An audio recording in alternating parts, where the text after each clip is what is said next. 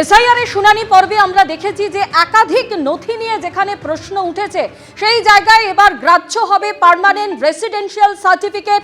শুনানির শেষ লগ্নে অবস্থান স্পষ্ট করল নির্বাচন কমিশন। ডিএম, এডিএম, এসডিওর দেওয়া সার্টিফিকেটই গ্রহণ করা হবে জানালো কমিশন। শংসাপত্রগুলি অবশ্যই পশ্চিমবঙ্গ সরকারের 1999 সালের নিয়ম মেনে তৈরি হতে হবে। ডোমিসাইল সার্টিফিকেট নিয়ে অবস্থান স্পষ্ট নির্বাচন কমিশনের।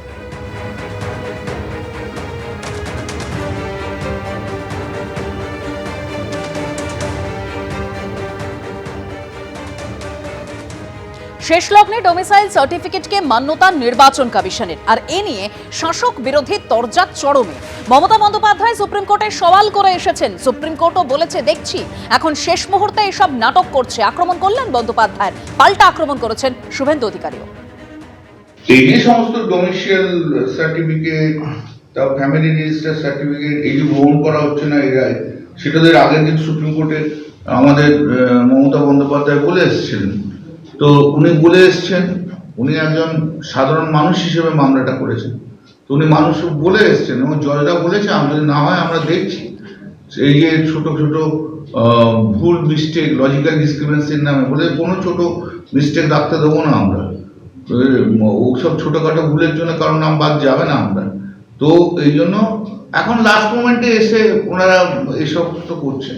তার মানে একটা জিনিস পরিষ্কার হচ্ছে যে পশ্চিমবাংলায় যেভাবে তৃণমূল কংগ্রেস মমতা বন্দ্যোপাধ্যায়ের নেতৃত্বে এটাকে নিয়ে ঝাঁপিয়ে পড়েছে, মামলা করছে, মমতা বন্দ্যোপাধ্যায় নিজে মামলা করছে, এই জন্য আজকে এত পরিবর্তনগুলো হচ্ছে।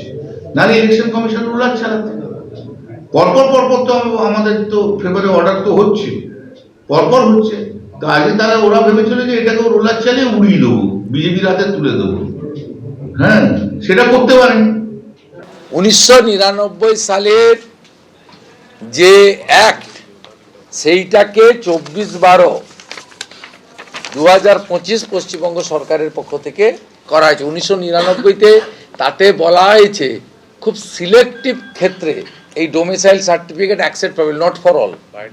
হ্যাঁ, আধা সেনা আর বাইরের লোক, এটা নট ফর অল। এবং এটা যদি ইয়ারোরা এইটা দেখে করেন, সেই ইয়ারোরা সাসপেন্ড হতে পারেন, তাদের বিরুদ্ধে এফআইআরও করার প্রভিশন আছে।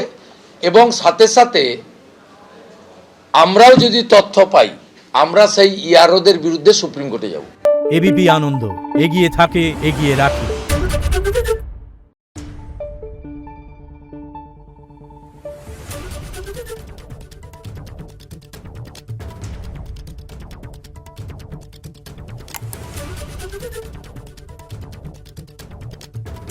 Thank you.